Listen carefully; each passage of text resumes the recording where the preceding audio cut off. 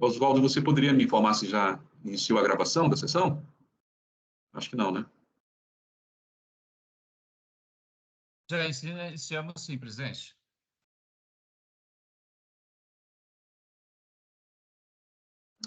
Muito obrigado.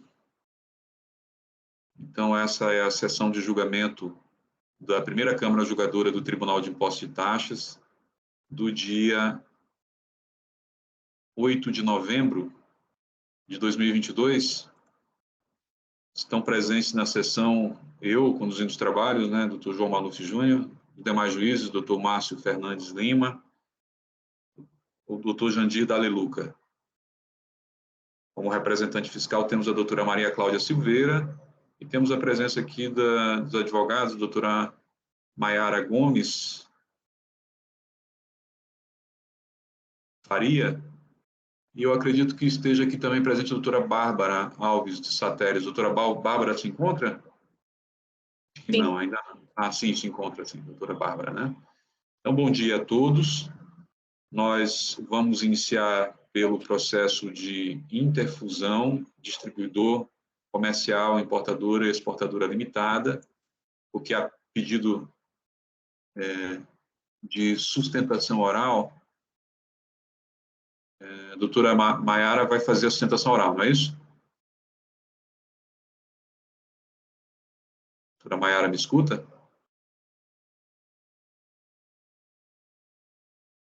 Acho que ela não está me escutando, né?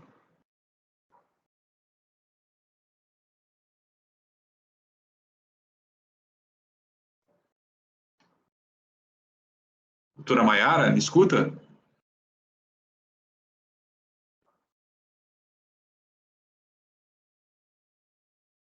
Então, vamos fazer o seguinte, nós vamos passar para o processo de João Alves Veríssimo.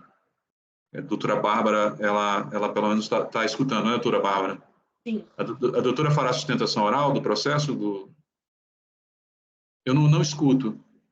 Sim, vou fazer a sustentação oral. Perfeito, perfeito, obrigado. Então, eu peço aos colegas que se dirijam, então, primeiro ao processo de João Alves Veríssimo, aí em 447, de minha relatoria. Eu vou, então, fazer aqui as anotações de praxe. É um recurso de ofício.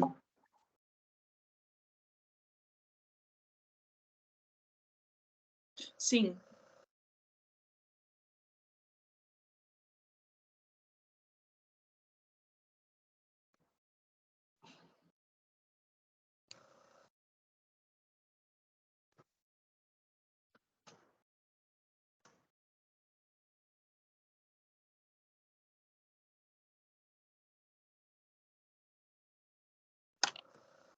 Estou fazendo só a gravação aqui da sustentação oral.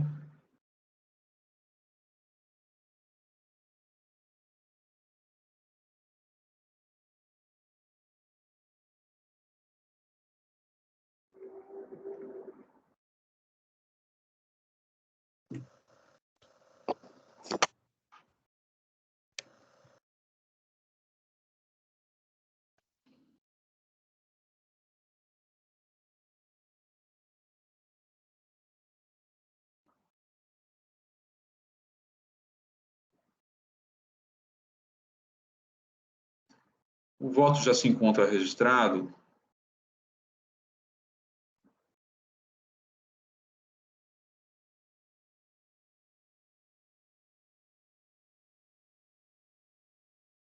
Eu vou pedir licença para a ilustre patrona e para os colegas, para inverter um pouco a ordem aqui. Esse é um recurso de ofício que a fiscalização ele concorda com a decisão de primeira instância, né? Então, e a própria representação fiscal também, e eu verifico que, de fato, a decisão de primeira instância tem razão, né, ao cancelar essa exigência fiscal. Então, eu concordo com a decisão e estou negando provimento ao recurso de ofício. Então, eu estou adiantando o voto, porque a doutora Bárbara vai fazer a sustentação oral, para que ela já saiba qual será o meu posicionamento. E, se for o caso, aí, até peço que, então, diante disso, né, se tente fazer uma sustentação oral que seja, levando isso em conta, né. Então, eu vou ler o voto.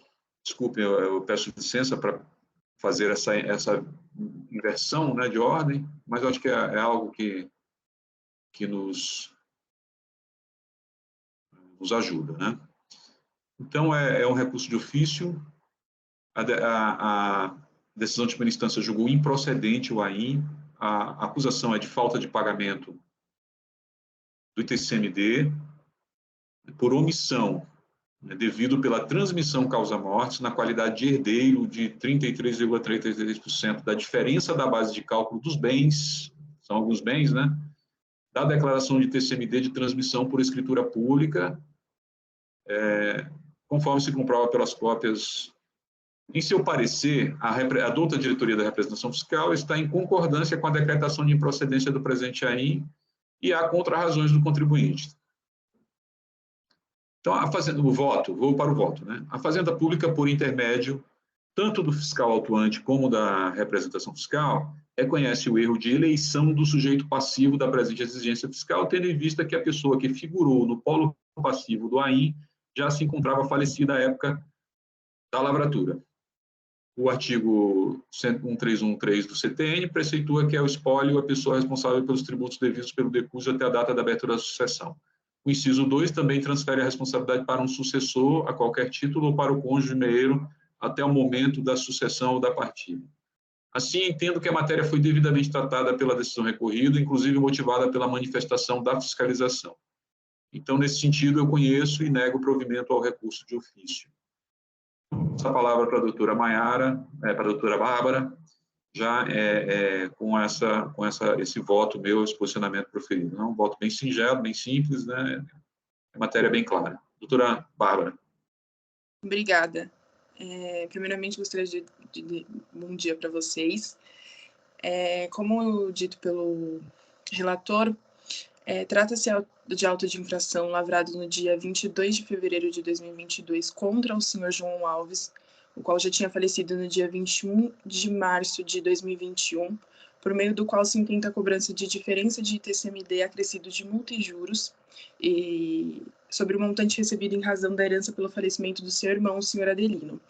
Para a gente conseguir entender a estrutura, a designação da herança, a gente precisa entender a estrutura da família. O senhor Adelino, ele não possuía herdeiros, não era casado, então, com o seu falecimento, os seus bens foram destinados aos seus irmãos, que são 3 irmãos do senhor João Alves, falecido no dia 21/3, a senhora Maria da Graça e a senhora Maria do Céu, que também faleceu no dia 12 de agosto de 2021.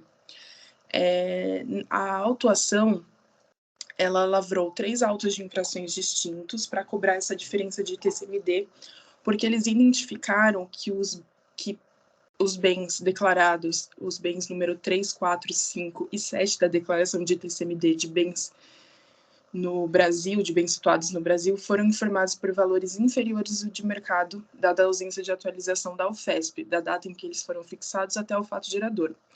Esses bens, eles constituem 3 participações societárias em determinadas empresas e um crédito a receber, um empréstimo do senhor Adelino. E aí, no curso da fiscalização, os herdeiros do senhor Adelino explicaram que eles efetuaram o recolhimento de ITCMD com base no valor nominal das ações, dado que as sociedades possuíam patrimônio líquido negativo na época do seu falecimento, e informaram também que o ITCMD foi recolhido com base no valor registrado na declaração de imposto de renda de pessoa física. Com relação ao mérito, a gente dando uma objetividade considerando o voto, primeiramente a gente identifica o erro na identificação do sujeito passivo. Vejam, o auto de infração ele foi lavrado no dia 22 de fevereiro de 2022, tendo sido efetuada a ciência do autuado no dia 9 de março de 2022, com publicação no Diário Oficial em nome do senhor João Alves. sendo que o mesmo já tinha falecido no dia 21 de março de 2021. Logo, a autuação, como dito, ela deveria ter sido direcionada ao seu sucessor, conforme determina o artigo 131, inciso 2 e 3 do CTN. Como bem ponderado, foi ratificado pela decisão recorrida e a representação fiscal a notória nulidade do lançamento em voga, visto que não obedeceu os requisitos imprescindíveis do lançamento. Sendo assim, o recorrido ele pugna pelo julgamento, pelo improvimento do recurso de ofício, e também, corroborando com esse entendimento, o auto de infração da senhora Maria do Céu, que é o auto de infração número 41.147.2767, também foi provido o recurso de ofício, e em razão do princípio da segurança jurídica e na firmização das decisões desse tribunal, o recorrido requer que seja aplicado o mesmo entendimento firmado pela terceira Câmara Julgadora, como já foi firmado pelo relator deste caso. Também ponderando, passada essa questão preliminar da nulidade de identificação do sujeito passivo, nós pugnamos pela decadência total operada na forma do 150, parágrafo 4º do CTN, dado que o senhor João Alves, bem como os outros herdeiros, eles efetuaram o recolhimento antecipado do ITCMD no dia 13/12 de 2016, conforme indica a escritura pública de inventário e partilha lavrada pelo 16º Tabelião de Notas da capital de São Paulo. Então, ele efetuou a declaração em 2016, efetuou o recolhimento em 2016, por isso os débitos ora questionados estão decaídos. E ainda que a gente adotasse o entendimento que o prazo decadencial deveria ser contado a partir do exercício seguinte ao da entrega da declaração de TCMD, em que se deu em 2017, e considerando que a ciência foi no dia 9 de março de 2022, é certo que esses fatos geradores também foram alcançados pela decadência sobre a regra do artigo 173, conforme dito anteriormente. Com relação ao mérito, eu vou passar de forma bem rápida. O recorrido ele sustenta que inexiste base de cálculo para ITCMD quando o patrimônio líquido de uma sociedade tiver patrimônio líquido negativo, e também sustenta que as dívidas dos decujos elas não representam umas ações transferidas aos seus herdeiros.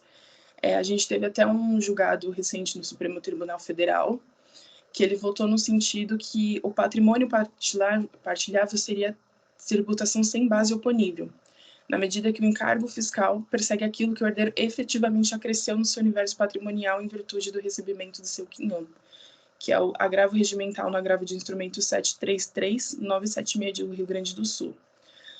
Logo, inexiste a base de cálculo sobre o patrimônio líquido negativo e somente pode ser acrescido como base de cálculo de TCMD o que foi respectivamente transferido. Apesar de não existir a base de cálculo de TCMD, o recorrido também requer que seja reconhecido o seu recolhimento de TCMD com base no valor nominal das ações e com base na declaração que foi declarada no Imposto de Renda de Pessoa Física. E também o herdeiro sustenta que, apesar de se a gente for considerar o valor informado na fiscalização, que seria que o valor do crédito a receber do senhor Adelino, esse empréstimo que ele fez, seria no valor total de R$ 33.466.481 o balancete patrimonial do período do falecimento do senhor Adelino, que foi em setembro de 2006, indica que o valor, na verdade, seria de R$ 31.891.619, o que gera uma diferença, na verdade, de R$ 1.693.000, do que realmente sustenta a autoridade fiscal, que seria o devido. Então, ainda que seja considerado que esse valor seja devido, o recorrido requer que seja considerado o valor consubstanciado no balancete patrimonial da empresa. Por fim, o recorrido sustenta subsidiariamente necessária revisão e redução de multa, dado que o valor de 100% configura valor abusivo confiscatório, necessário afastamento de juros de mora e correção monetária, É necessário o afastamento dos acréscimos moratórios sobre a multa imposta quanto ao intervalo entre o vencimento das parcelas e de principal da data da ciência da autuação por ausência de mora quanto à penalidade e necessária limitação de juros e correção monetária, tendo em vista a súmula número 10 deste tribunal. Agradeço o recorrido pugna pelo desprovimento do recurso de ofício e agradeço mais uma vez por essa oportunidade de estar sustentando com vocês. Obrigado, doutora Bárbara. Essas questões que a doutora abordou aí, elas provavelmente não serão abordadas nesse momento, né? Porque Sim. com esse voto negando provimento ao recurso de ofício, né, se considera aí a eleição do sujeito passivo de forma equivocada, e essas matérias, então, elas somente poderão ser discutidas num outro auto de infração, se houver, né? Sim. Então, mas obrigado pelos esclarecimentos aí, e vamos, então, passar aqui para os debates. Doutor Márcio. Bom dia a todos. Bom dia, doutora. Parabéns pela sustentação.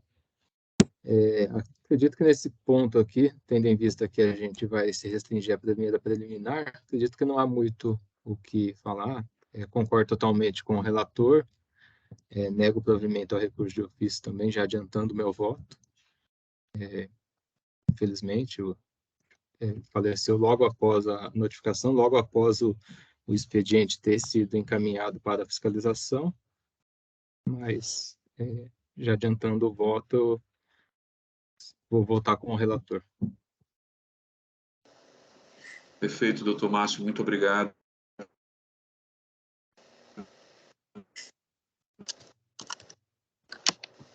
Doutor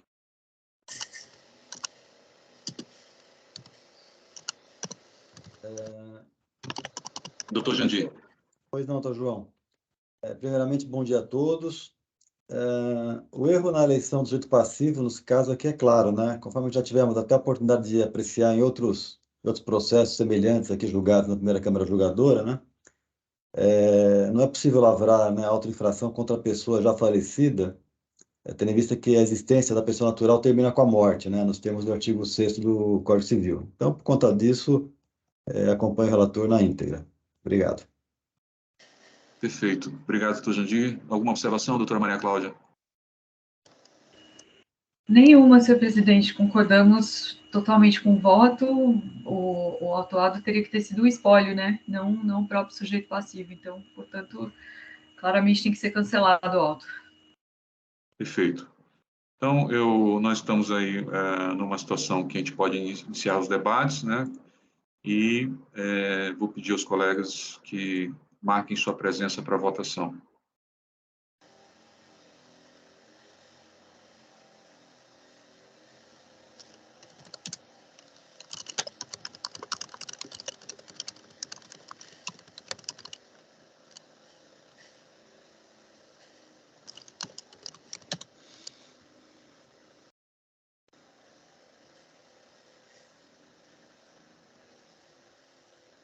Vamos iniciar a votação.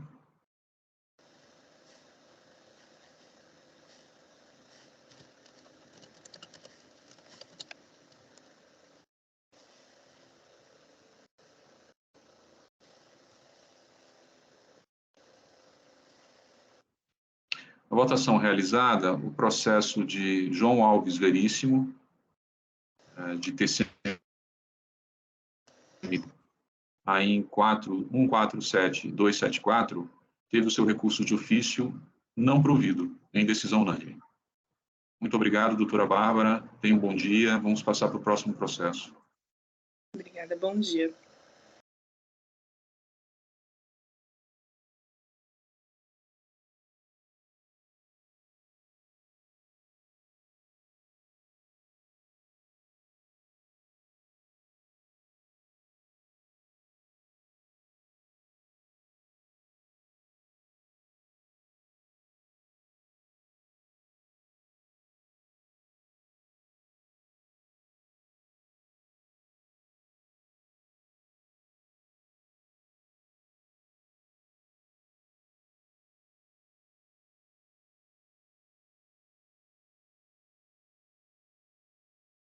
A doutora... Perdão. Doutora Maiara. A Maiara se encontra? Está escutando, doutora Maiara? Sim, né? Agora, né? Estou, excelência. Ah, muito bem. Então, vamos passar para o processo de interfusão, distribuidor, comercial, importadora e exportadora limitada. A IN 4146697 é de minha relatoria. Eu vou proceder à leitura do relatório. Enquanto isso, depois disso, eu disponibilizo o relatório e o voto aos colegas, e a gente já, então, franqueia a palavra para a ilustre patrona.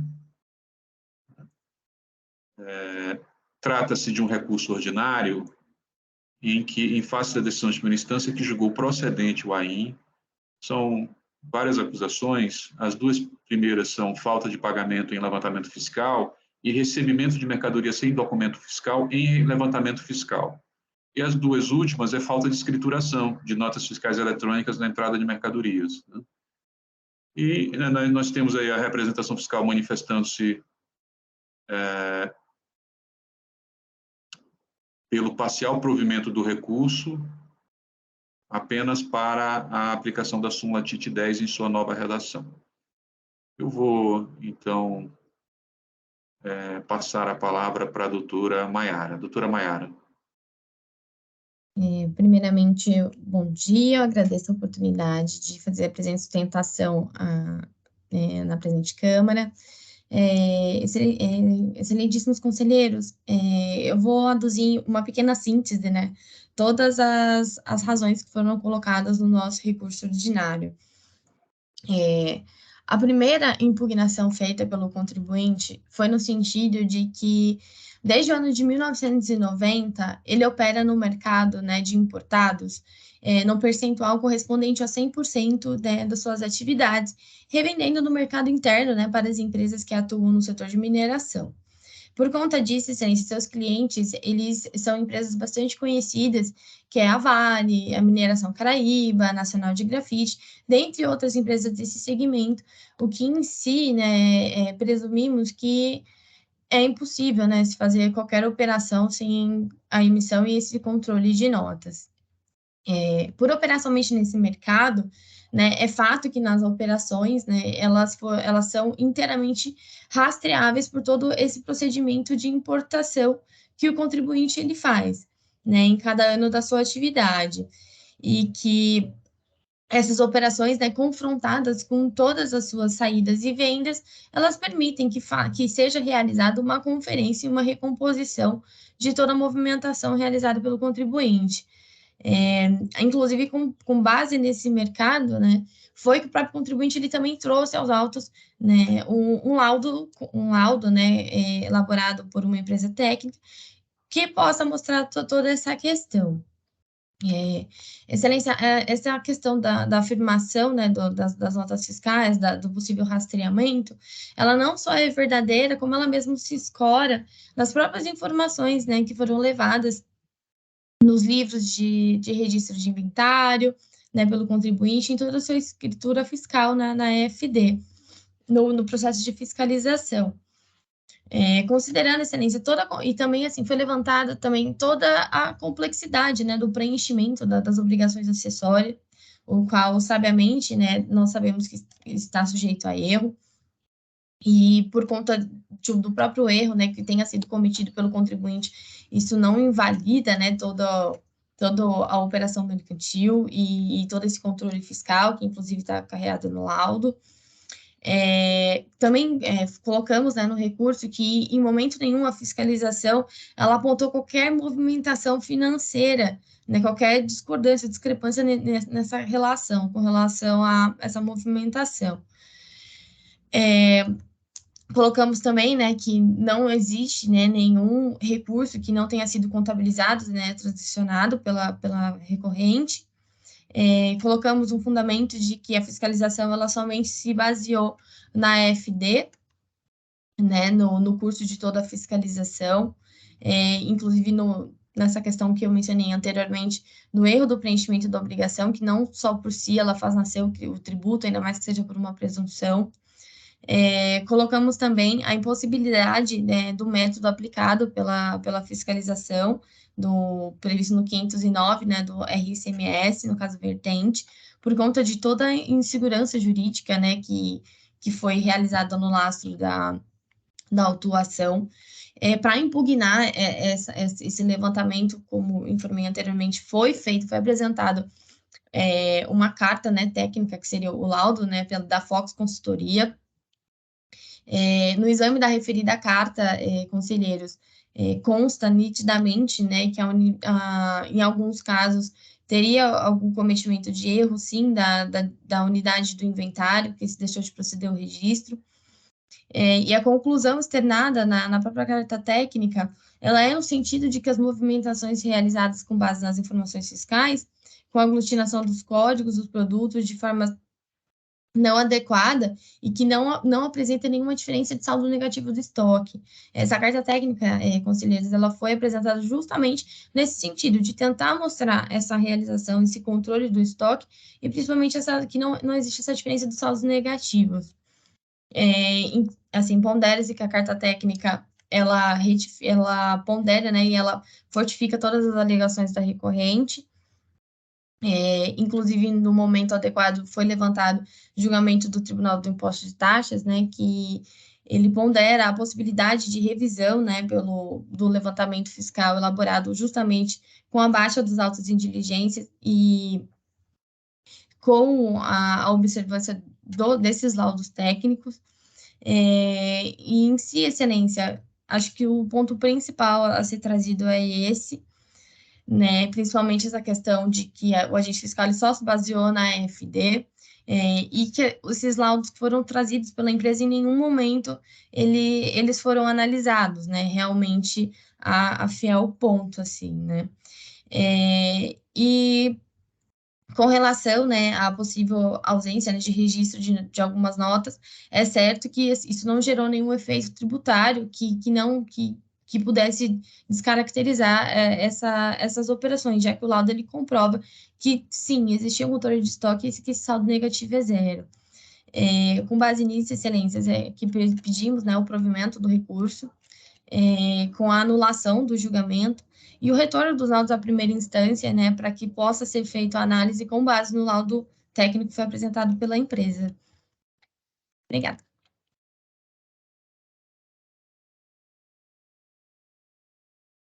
Muito obrigado, doutora Maiara. Esse pedido de nulidade da decisão recorrida, eu entendi que era um pedido que se confundia com o próprio mérito, né? Porque era... Então, não veio como uma preliminar de falta de motivação no recurso, entendeu? Para ser, talvez, mais cuidadoso, talvez fosse o caso de eu abordar no voto, ainda que não tenha vindo no recurso como um pedido, uma preliminar de nulidade da decisão recorrida, mas veio no recurso como a matéria de mérito, né? Porque não foram analisadas esses. Então eu vou ler meu voto e aí eu vou refletir um pouco se de fato é o caso de colocar no recurso, no voto, uma análise, né, de uma preliminar, ainda que não tenha vindo como preliminar, né? Mas a questão está tratada no voto, porque esses casos, né, em que o contribuinte ele tem uma EFD que vem com informações zeradas, né, de movimentação, ele é notificado a explicar o porquê, e até nesse caso dos autos foi dado prazo para ele regularizar, né? Então ele apresentou nova EFD. Isso não é tão usual assim, né? Porque uma vez que o contribuinte apresenta a EFD com valores zerados, a fiscalização ela pode imediatamente verificar o que aconteceu, né?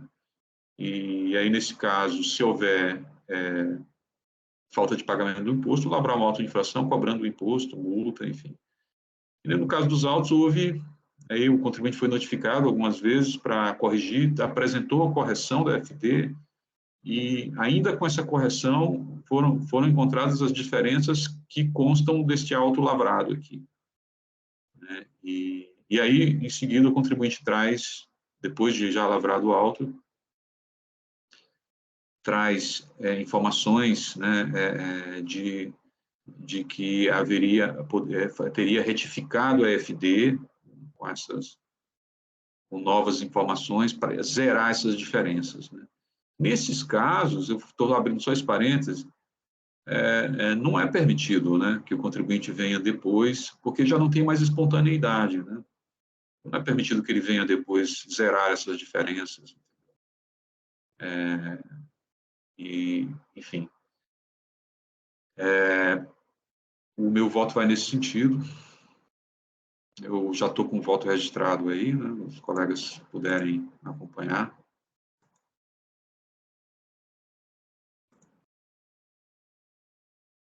Então, o contribuinte ele traz diversas alegações, né? Como a doutora já colocou em sua sustentação oral, inaplicabilidade do levantamento fiscal como técnica presuntiva, que não foram consideradas no levantamento fiscal operações de importação do CEFOP e tal, obrigatoriedade da análise por parte da fiscalização da retificação da FD, né? Isso aí foi o ponto em que a doutora se concentrou bastante em sua sustentação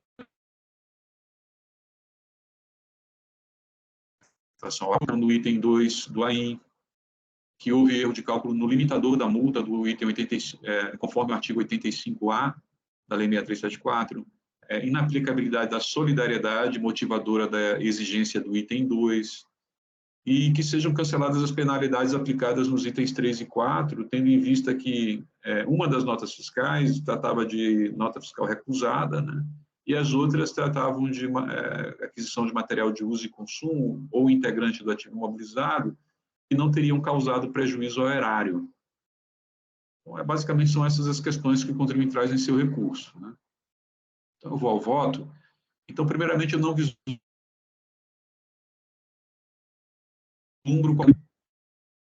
eu agora vejo que eu abordei de forma até genérica, mas abordei a questão qualquer preliminar, né? Porque, na verdade, foi isso mesmo. Eu fiquei na dúvida se era uma preliminar de nulidade ou não, porque como ela veio no mérito, então eu acabei abordando, sim, aqui nesse primeiro parágrafo.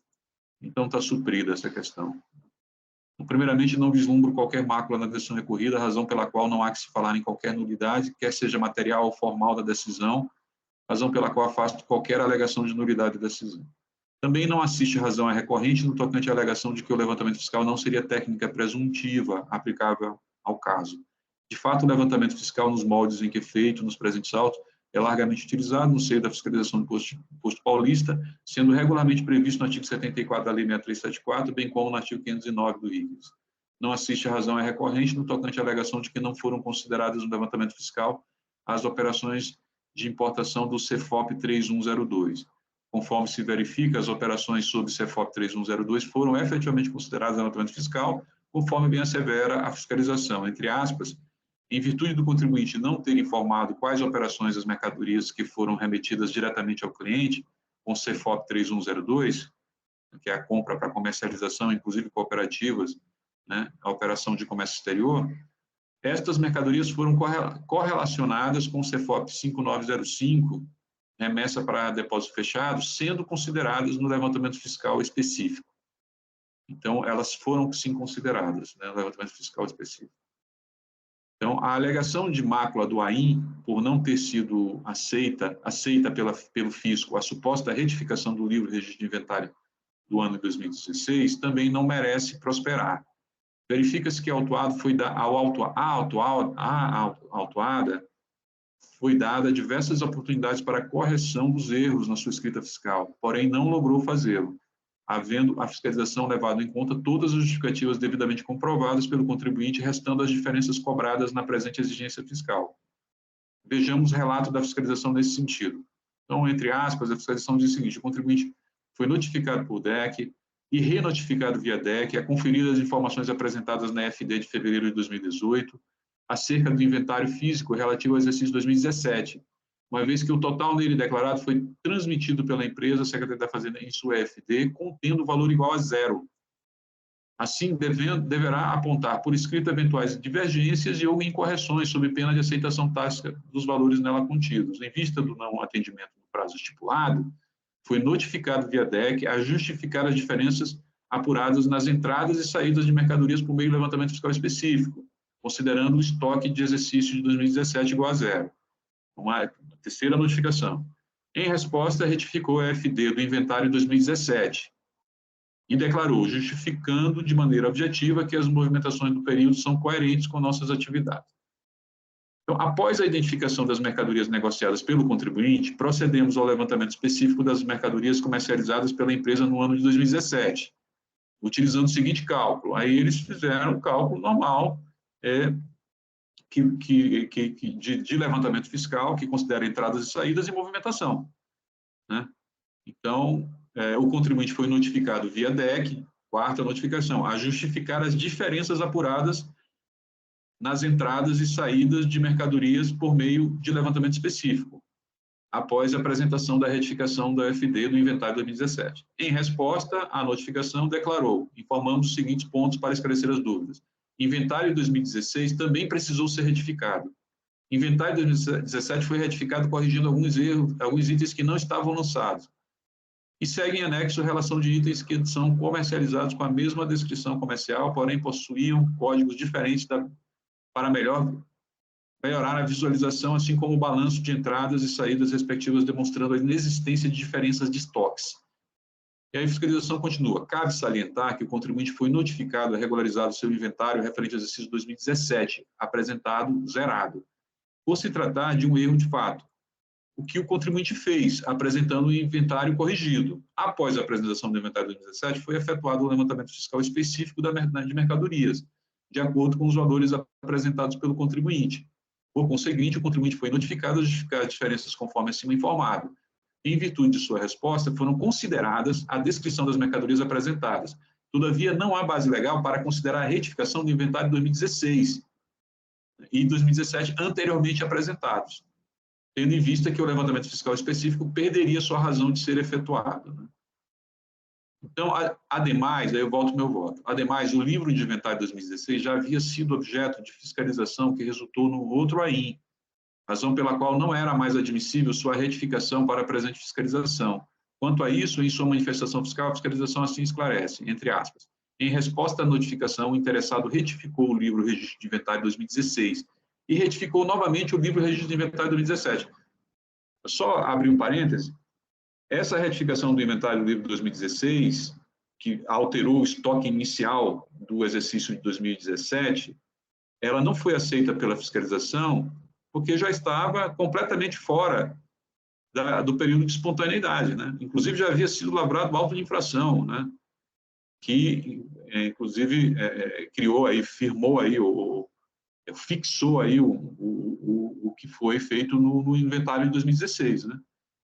E o inventário de 2017 foi reapresentado após já a lavratura do auto de infração, após ter sido já retificado pelo contribuinte uma vez, ele foi apresentado de novo nessa tentativa de re-retificar o exercício de 2017 e acabar cobrir as diferenças, né? Então, a fiscalização continua dizendo que cabe salientar que anteriormente o contribuinte foi autuado por meio do AIM tal, também por levantamento fiscal específico referente ao exercício de 2016. Se o livro de registro de inventário de 2016 apresentado pelo contribuinte apresentava informações fidedignas no levantamento específico de 2016, como é possível não apresentar as mesmas informações para o levantamento específico de 2017? Sendo que se trata do mesmo livro. Qual é a verdade dos fatos, né? O contribuinte não consegue se decidir a respeito de quais valores do inventário de 2016 estão corretos, né? Então, ele apresentou naquela fiscalização um livro de inventário de 2016 que foi considerado e agora quer corrigir aquele livro, né? Em relação ao livro de registro de inventário de 2017, cabe o mesmo raciocínio. O interessado apresenta a primeira retificação do inventário de 2017, apresentado zerado, que é um erro de fato. E, após a correção, apresenta uma nova retificação do inventário de 2017, com supostos valores corretos, né? Aceitar essas argumentações seria o mesmo de não aceitar qualquer levantamento específico realizado pelo fisco. O contribuinte somente pode retificar FD, de acordo com o artigo 15 da portaria CAT 147, se não estiver sob fiscalização, de acordo com o parágrafo único do artigo 138 do CTN. Então, fecha aspas, eu acho que essas manifestações fiscais são bastante precisas, né? Então, é por isso que eu resolvi lê-las, né, na íntegra, pelo menos os trechos, né, importantes, né? Então, eu volto ao meu voto. De fato, não é possível que o contribuinte efetue retificação de sua reescrituração quando se encontrar sob fiscalização, já que há a perda da espontaneidade na correção dos erros existentes, estando a fiscalização legalmente constrangida a lavrar auto-infração cobrando multa. A alegação de que houve erro de cálculo no limitador da multa, conforme artigo 85A, é irrelevante para o caso dos autos, uma vez que as multas cobradas nos itens 1 e 2 do AIM, né, eu já estou aqui em outro ponto, né, já estou numa alegação, já começam as alegações aqui, as outras alegações, né, que aqui houve um erro de cálculo no limitador da multa, né, que o artigo 85A, ele limita a 1% do faturamento, né. Então, eu estou dizendo que é irrelevante, porque os itens 1 e 2 do AIM não podem sofrer a limitação mencionada no artigo 85A, já que nesses itens houve exigência do imposto. Então, quando há exigência do imposto, não se aplica aquela limitação de 1%. Por outro lado, as multas cobradas nos itens 3 e 4, que totalizaram em torno de R$20 mil, quer dizer, os itens 3 e 4 cobram multa que não chega a R$20 mil, né?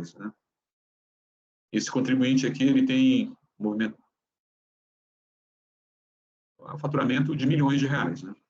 Então, assim, se você pensar que mesmo que tenha havido algum erro nesse cálculo desse limitador, em nada isso influenciaria nessas multas de R$20 mil, né? Então, esse é o meu ponto. Então, eu não assisto razão ao contribuinte no tocante a essa questão, tá? Não assiste razão à recorrente no tocante à alegação de inaplicabilidade da solidariedade motivadora da exigência do item 2 do AIM. O referido item 2 trata de diferença apurada por letramento fiscal em operação em que não houve emissão de documento fiscal. Não houve emissão de documento fiscal, e por essa razão presume-se o interesse comum, conforme preceitura, parágrafo 1º do artigo 11 do RICMES, atraindo a regra da solidariedade do inciso 11 do mesmo artigo. Então, o pedido de que sejam canceladas as penalidades aplicadas nos itens 3 e 4 do AIM, o pedido não há como ser acolhido. Primeiramente, porque a alegação de falta de prejuízo ao erário das notas fiscais tais não encontra respaldo na legislação para implicar ou permitir qualquer redução da multa. Ademais, o contribuinte não pede a aplicação do artigo 527-A do RICMES, razão pela qual não há como fazê-lo de ofício.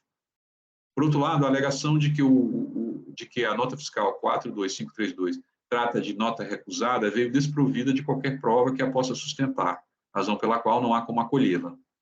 Quanto à limitação da taxa Selic, dos juros de mora cobrados nos presentes autos, apesar da nova redação da súmula TIT 10, entendo que não há sua aplicação no caso dos presentes autos. De fato, os itens 3 e 4 do AIM, não há cobrança de juros moratórios, uma vez que lá se trata de infrações regulamentares, em que não há cobrança do imposto. Então, como não há cobrança do imposto, não tem juros de mora, né? Então, nas operações, nas autuações em que há somente a cobrança de multa regulamentar, não há aplicação da súmula TIT 10, tá? Porque não há cobrança de juros moratórios. Não há, nunca houve, né? Então, a aplicação da súmula TIT 10 é só para os casos em que há cobrança de juros moratórios, né? Por isso que ela limita a taxa de juros de mora à taxa Selic. Então, só há cobrança de juros de mora quando há cobrança de imposto. Então, não se aplica a súmula TIT 10 aos itens 3 e 4 do AIM, né? E os itens 1 e 2 do AIM, em que há cobrança de juros moratórios, verifica-se que o termo inicial da cobrança dos juros nesses dois itens, conforme DDF de folha 5, foi de 1/1 de 2018, portanto, posterior à alteração da lei do artigo 85 da Lei 6374, vigente a partir de 1/11 de 2017, que já limitou a taxa de juros de mora à taxa Selic. Então, ante exposto, não há motivo para a aplicação da súmula TIT 10 em sua nova redação. Então, eu conheço e nego provimento ao recurso ordinário.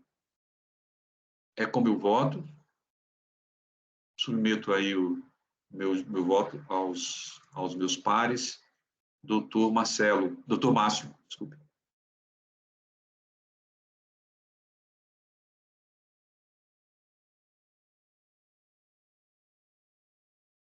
Estamos sem áudio, doutor Márcio. Desculpa, eu estava no mudo. Primeiramente, bom dia, doutora Maiara, parabéns pela sustentação oral. Realmente, alguns pontos aqui nós tivemos que dar uma olhada com cuidado. Todavia, entendo que não assiste razão ao pedido de nulidade, até porque não há que se retificar a EFD após o início da fiscalização, né? E concordo totalmente com a decisão do doutor. Portaria CAT 147 de 2009, principalmente o artigo 15, ele está totalmente de acordo com o CTN, com o parágrafo único, né, que fala que não se considera espontânea a denúncia apresentada após o início de qualquer procedimento de fiscalização. Então, neste caso, pior ainda, porque já havia, inclusive, sido lavrado o auto de infração. Certo? Bom, com relação aos demais pontos, realmente eu fiquei em dúvida com relação ao CFOP 3102, todavia a fiscalização ela deixou clara que houve o batimento com o CFOP 5905, tá? Inclusive juntou demonstrativos demonstrando que o 3102 batia com 5905, apesar da defesa ter apresentado justificativas para que que deveria ter sido considerado 3102, todavia não demonstrou isso com documentos, com números, então somente alegou, mas não comprovou o pedido. Então, tenho que concordar com a fiscalização que demonstrou que havia o batimento 3102 com 5905. Tá? Se a defesa tivesse apresentado demonstrativos demonstrando que havia realmente diferenças relevantes com relação a esse ponto, era um ponto que a gente poderia ter analisado. Com relação também ao estoque, né? O estoque 2016 já foi analisado quando da análise do último exercício, então não há que se falar em retificação. Bom, só para finalizar, também concordo com o doutor que o item 3 e 4 são deveres instrumentais, não há tributo envolvido. Então, parabéns pelo voto, doutor. Concordo, já adiantando meu voto, concordo com o voto do relator. Obrigado. Perfeito. Muito obrigado, doutor Márcio. Obrigado pelas observações pertinentes aí ao caso. E vou passar, então, a palavra para o doutor Jandir. Pois não, doutor João. Em relação à decadência, né, de fato, a jurisprudência aqui do tribunal é pacífica, né, no sentido de que nas infrações decorrentes de levantamento fiscal, a contagem do prazo se dá mesmo conforme o artigo 173 do CTN, né? Mas não tem, doutor, não tem alegação de decadência, né, nesse caso. Não tem alegação de decadência? Acho que eu verifiquei que o seu voto. Só um segundinho. Acho que eu talvez tenha me confundindo. Eu acho que é o caso, talvez, não sei, eu acho que não é esse caso. Talvez eu tenha me confundido, então. Desculpa, doutor João. Eu acho que tem outro caso de levantamento fiscal que nós estamos aqui na pauta, né? Mas, de toda forma, prosseguindo, quanto ao levantamento fiscal, né, que é elaborado com base no artigo 509, trata-se, né, como nós já cansamos de analisar aqui no tribunal, de uma operação algébrica, ou seja, toma-se o valor do estoque inicial, mais entradas, saídas, e o estoque final. Havendo diferenças, presume-se a ocorrência de operações tributadas, né? Nesse contexto, cabe ao contribuinte provar que as eventuais diferenças encontradas, elas não se confirmam, né? Então, ou seja, a prova sempre é do contribuinte em desconstituir, né, essa presunção. Nós, recentemente, julgamos, no mês de setembro, um caso sob a minha relatoria desse mesmo contribuinte, na ocasião foi apreciado o levantamento fiscal do ano de 2016, né, da interfusão. E naquela ocasião eu me lembro bem que foi abordado no recurso a existência de um laudo, no caso uma carta técnica emitida por uma empresa chamada Fox Consultoria. Na ocasião nós entendemos que os pontos abordados por essa carta técnica não tinham procedência e foi negado o provimento do recurso nesse ponto, né? No caso de hoje, eu observei que a patrona mencionou a existência dessa mesma carta técnica nos autos, mas eu confesso, né, que eu examinando aqui, eu não localizei essa carta, né? E o recurso ordinário menciona, muito en passant, né, a possibilidade de prestação de laudo, mas também não avança nesse ponto, né? E o voto também, eu verifiquei que não fala a respeito desse assunto. Então, me parece que essa carta não existe nesses autos, né? Eu até queria confirmar se o senhor chegou a verificar isso, mas, de qualquer forma,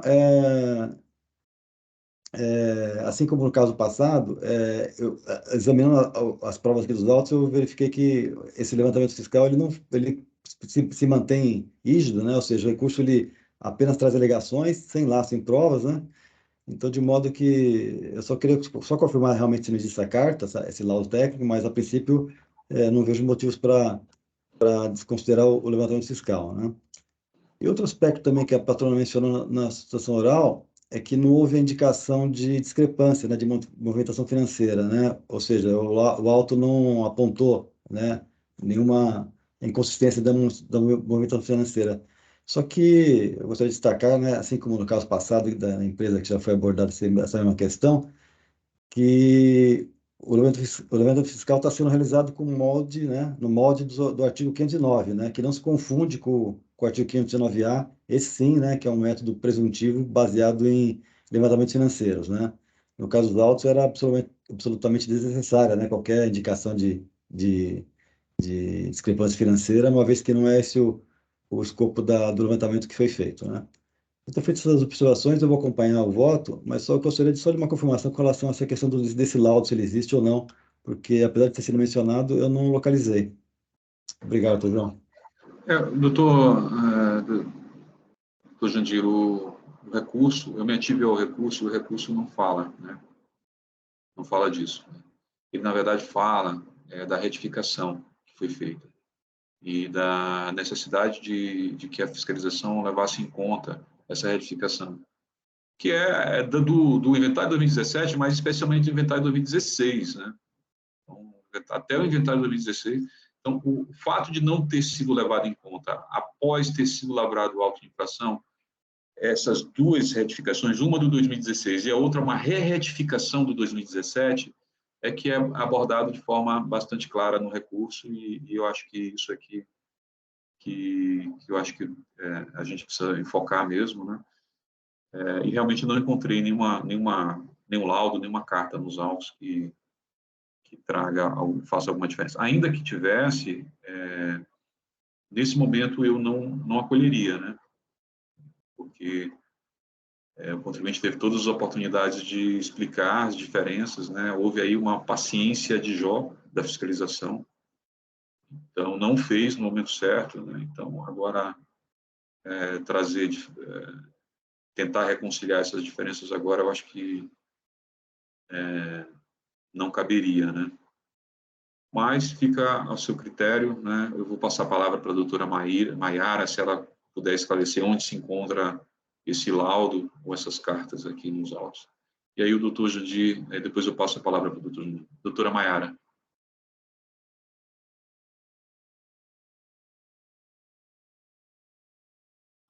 Bom dia. Então, a questão do laudo, conselheiros, ela foi mencionada, assim, em um dos parágrafos do recurso. No momento, eu não tenho acesso à cópia integral do processo, ainda não consigo esclarecer realmente em qual folha isso está apresentado. Mas, deixa eu só ver aqui.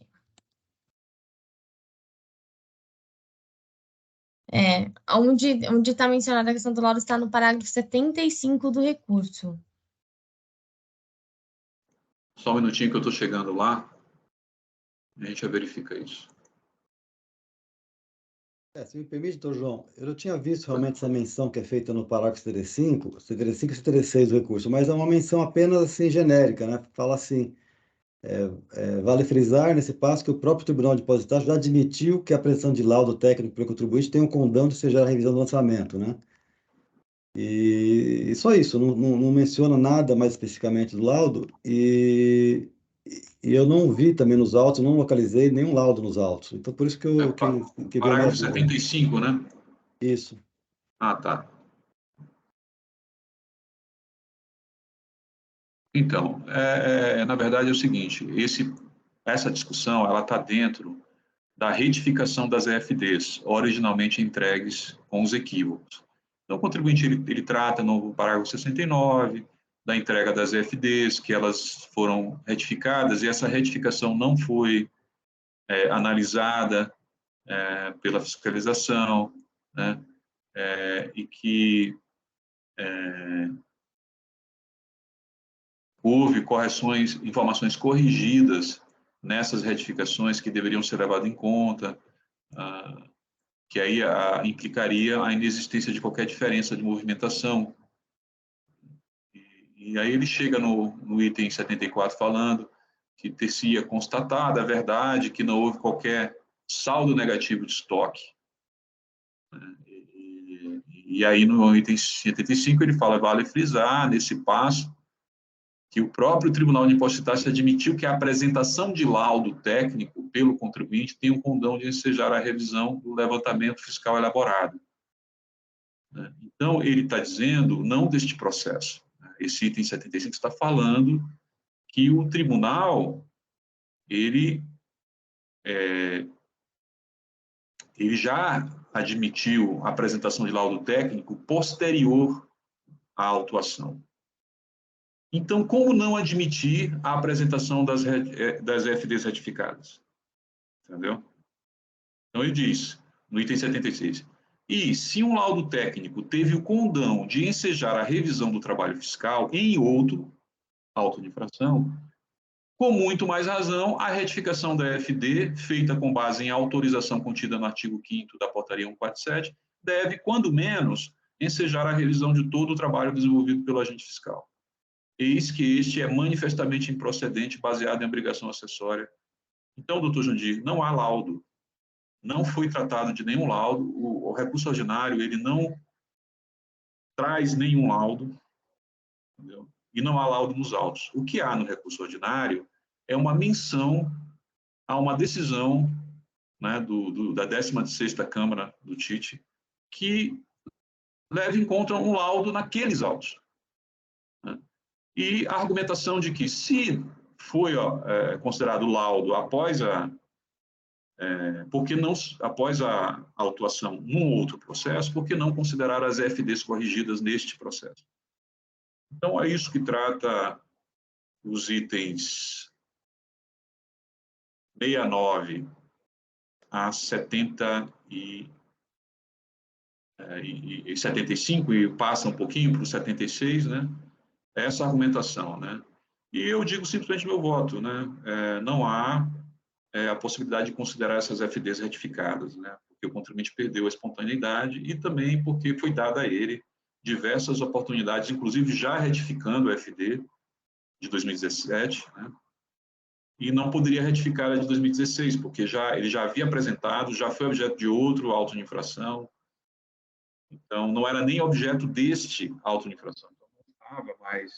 E, conselheiro, se me permitem, eu acabei de verificar o laudo técnico, inclusive ele foi apresentado para também do controle, para traduzir as questões do estoque do ano de 2016, que Vossa Excelência fez referência ao outro auto de infração. Sim, o laudo técnico de outro auto de infração. Isso, ele foi apresentado para compor o estoque do período de 2016. Sim, mas é laudo técnico para outro auto de infração. Como, né, foi mencionada essa questão da FD juntamente, né, a composição de 2016 para 2017, por isso que se fez referência a esse laudo técnico. Mas de outro auto de infração. Isso, mas também com base na jurisprudência do TIT de que seria possível, né, por conta do laudo da mencionada jurisprudência, né, dessa composição da FD para... É o que está claro aqui do recurso, né? Na verdade, não é um laudo técnico para este auto de infração, né? É de outro auto de infração, e a argumentação é essa, né? Então é isso, doutor Jandir. Eu, salvo o grande erro meu, é assim que a minha leitura, né? E não vejo grandes dificuldades, né, nisso. Vou passar a palavra para o doutor. Só antes, doutor João, obrigado, foi bem esclarecido, entendi. Realmente, esse laudo, possivelmente é o laudo desse caso que eu mencionei que nós julgamos em setembro, que trata do levantamento fiscal de 2016, mas que na ocasião também não foi acolhido. Na verdade, na ocasião, o recurso foi julgado nesse ponto, foi desprovido, né? Porque nós entendemos que o laudo ele não foi apto a descaracterizar o levantamento fiscal de 2016. No caso atual, se fosse o caso, era necessário, realmente, como a FD foi retificada, não bastaria, né? Seria necessário que fossem apontados elementos que desconsiderassem as bases, né, do levantamento fiscal feito nesse processo, o que também não foi feito, né? Então, por conta disso, realmente não tem como não acompanhá-lo no seu voto. Obrigado. Doutor Jandir, só uma dúvida. Na verdade, o contribuinte fala claramente que o laudo foi acolhido no processo em que ele foi apresentado. Então, será que são realmente os mesmos processos que ele trata, entendeu? O processo que eu tenho aqui é o processo auto-infração 442.606, que foi julgado agora em setembro, que se trata do levantamento fiscal de 2016, que é o Não, aqui o laudo que ele apresenta é o do 4047031. Está no item 76, no parágrafo 75. Entendi. Curioso, porque nós estamos falando do ano 2016, né, que foi o ano do levantamento fiscal desse auto que eu mencionei agora. Pois é. Então, é de outro auto de infração, não é nem esse auto que foi apresentado aqui, né? Então, pelo menos é o que está posto no recurso, né? Então, também, sem esse laudo nos autos, né, e sem esse esclarecimento, também não... E do jeito que o recurso foi posto, né, não há muito o que... No final das contas, com todo respeito, nós estamos aí num samba do crioulo doido, né? Não sabemos para onde a gente vai, né? Então, fica complicado, né? A bola muito quadrada. Então, doutor Jandir. Não, perfeito.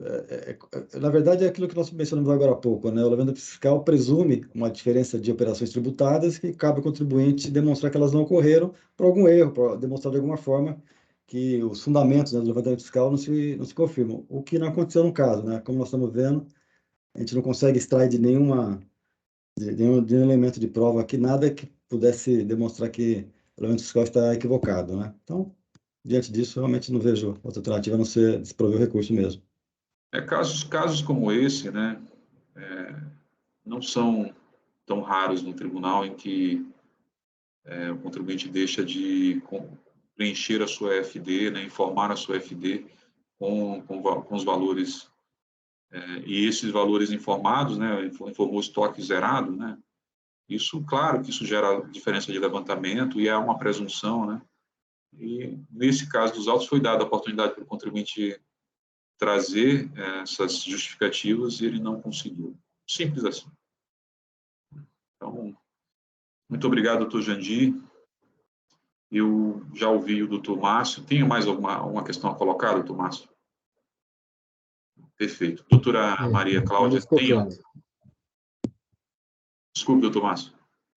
Então, para mim ficou claro. Perfeito. Doutora Maria Cláudia, alguma observação? Não, parabenizo o relator pelo voto, está bastante claro, e também a patrona pela sustentação, né, pela exposição de argumentos, mas infelizmente o que se verifica é que o contribuinte ele não atendeu às notificações, e cancelar o auto seria tirar a legitimidade do próprio levantamento fiscal, né, que não pode ser feito. Então, é isso. Muito obrigado. Então, acho que nós temos condições de encerrar os debates. Está muito claro, né? Ficou muito claro. Obrigado pelos esclarecimentos, doutora Maiara. E vamos, então, encerrar os debates e pedir a participação, pedir a presença dos colegas para verificação de quórum.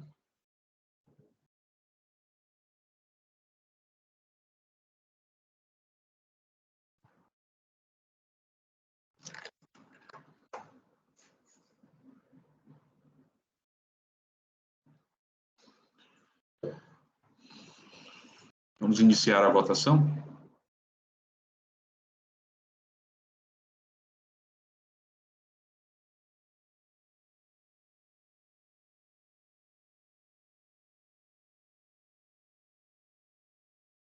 Votação realizada, o processo de interfusão distribuidor comercial, importadora e exportadora, AIM 4.146.697, teve o seu recurso ordinário conhecido, integralmente não provido em decisão unânime.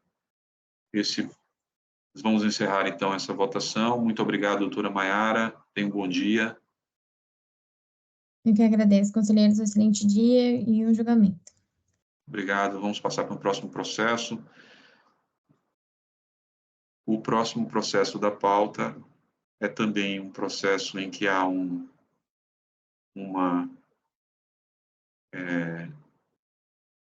é o CQX Têxtil, Eireli, AIM 145.433, é um recurso de ofício também, e temos uma mesma problemática, não uma problemática, nós temos um mesmo resultado, que é o do... deixa eu só anotar aqui. Do não provimento do recurso de ofício.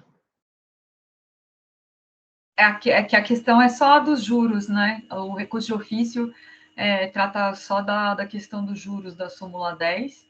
Exatamente. E o contribuinte não apresentou as demais peças, não colocou recurso ordinário nem contrarrazões do recurso de ofício. Exatamente. Eu estou só terminando aqui os registros.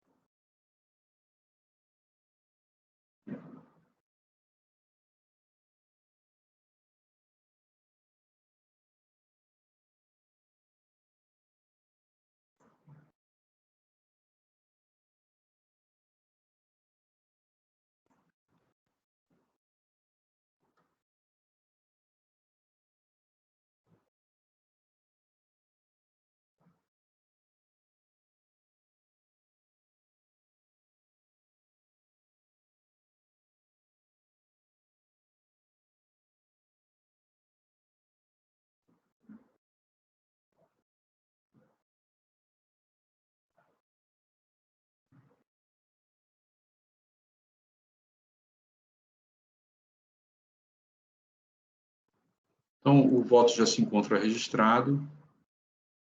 É uma leitura simples e rápida, né?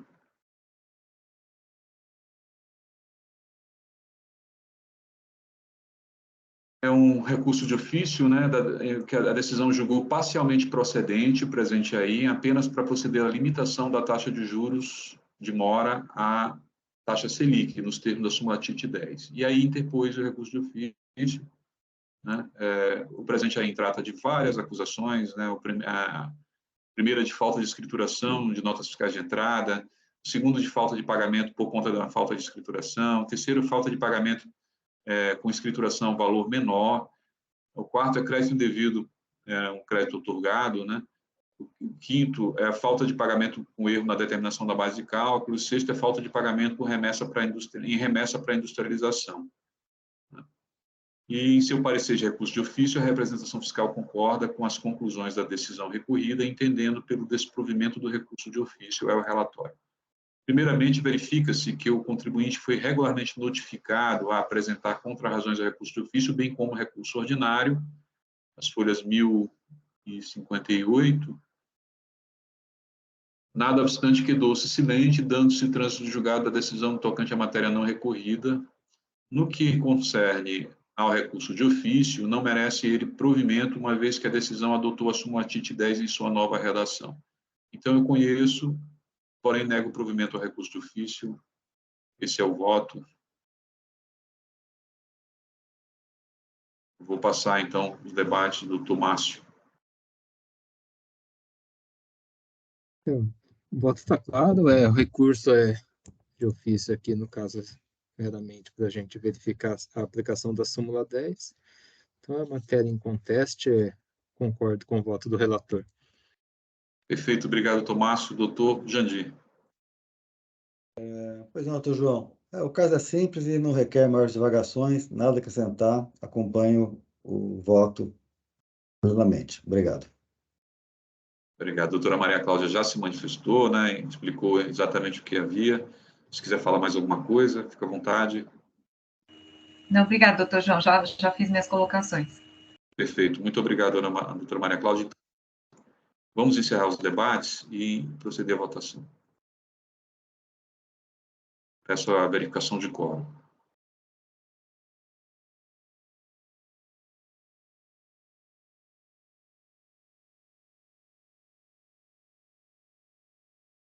Vamos iniciar a votação.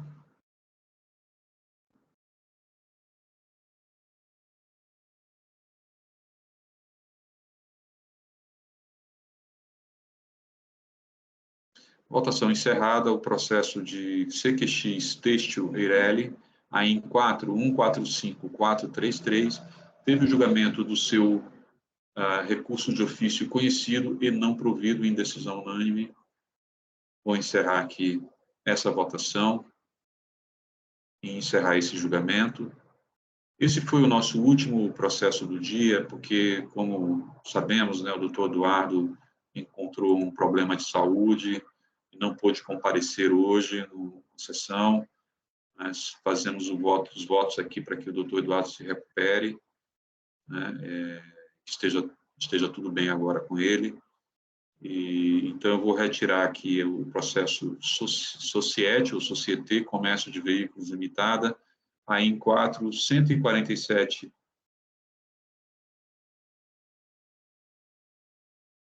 É, 493 será retirado de pauta em razão da ausência do relator.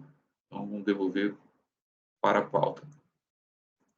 Esse processo foi encerrado, processo encerrado, e eu agradeço, então, a presença dos colegas, né?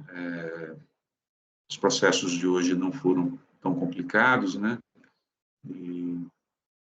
Mas requereu aí a atenção, né? E, como sempre, né, a participação ativa dos colegas com observações bastante pertinentes, né? E eu agradeço, né? Desejo aí uma boa semana, e na semana que vem temos feriado, então não teremos Câmara, né? Eu, então, desejo a todos boas 2 semanas, né? E nos veremos, então, na sessão do dia 22. Eu vou passar a palavra para os colegas encerrarem também, como é de praxe, suas considerações finais, enquanto eu encerro aqui as questões aqui do debate. Doutor Márcio.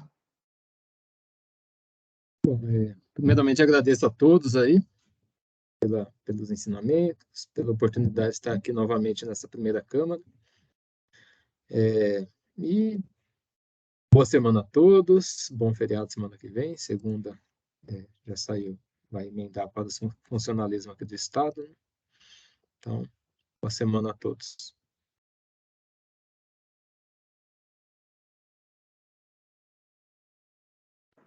Obrigado, doutor Márcio, muito obrigado pela participação. Mais uma vez, seja sempre bem-vindo. Doutor Jandir. Pois não, doutor João. Eu inicio o parabenizando, né, pelos votos e pela perfeita condução dos trabalhos, e aproveito também para cumprimentar o doutor Márcio, assim como a doutora Maria Cláudia, pelas manifestações, né, sempre bastante elucidativas, que sem dúvida alguma contribuem muito, né, para o sucesso da sessão, né? Hoje, diferentemente do que costumeiramente, né, fazemos ao final das sessões, eu vou deixar de trazer a lembrança de data comemorativa e vou dedicar esse momento final para enviar os votos aí também de plena e rápida recuperação para o nosso colega, né, o doutor Eduardo Soares de Mello, que está enfrentando esse problema de saúde, né, mas que, felizmente, me parece, pelas informações que o senhor mesmo trouxe, não é algo muito grave, né? Esperamos que isso se confirme e que ele esteja logo conosco de volta aqui, pleno e forte, como sempre, né? Trazendo suas observações bastante argutas, né, para as sessões.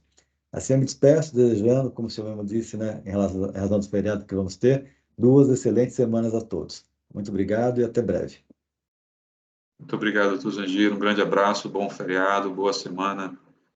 Bom descanso das câmaras, né, também, que a gente merece também um pouquinho de descanso de vez em quando. E vou passar a palavra, então, para a doutora Maria Cláudia encerrar aqui, como é de praxe, né, a representação fiscal. Agradeço a acolhida aí, de volta aqui das minhas férias. Já estava com bastante energia aqui para atuar na Câmara, mas já temos um feriado na semana que vem. E parabenizo aí o doutor João pela condução dos trabalhos, apesar dos processos serem um pouco mais simples, hoje houve discussões aí que, de qualquer forma, sempre nos enriquecem aí, né? Trazem um aprendizado e boa semana, bom descanso a todos. Perfeito, doutora Maria Cláudia, muito bem-vinda. Agora está com força total, né, para fazer aí as análises dos processos, porque férias é sempre bom, né, a gente recarrega as baterias, né, e seja muito bem-vinda. Estávamos com saudade, apesar de seus colegas também são muito competentes, como todos os da representação fiscal. Mas obrigada. estávamos com saudade da sua verve, a sua inclinação são paulina, sangue tá bom, tão ruim, né? Mas tá tão ruim, né? Infelizmente. Mas é isso mesmo, futebol é assim mesmo. Vai daqui a pouco. Agora temos que pensar na Copa, doutor. Só torcer pela. Esqueceu o ano, né? Obrigado. Saiu ontem a convocação, vamos torcer pela Copa aqui. Pois é. Maravilha. Ano que vem será melhor, espero. Doutores, muito obrigado. Tenham uma boa semana, então vamos encerrando por aqui. Essa foi a sessão de julgamento da primeira Câmara Julgadora do Tribunal de Impostos e Taxas, do dia 8 de novembro de 2022. Uma boa semana a todos. Boa semana a todos. Boa semana.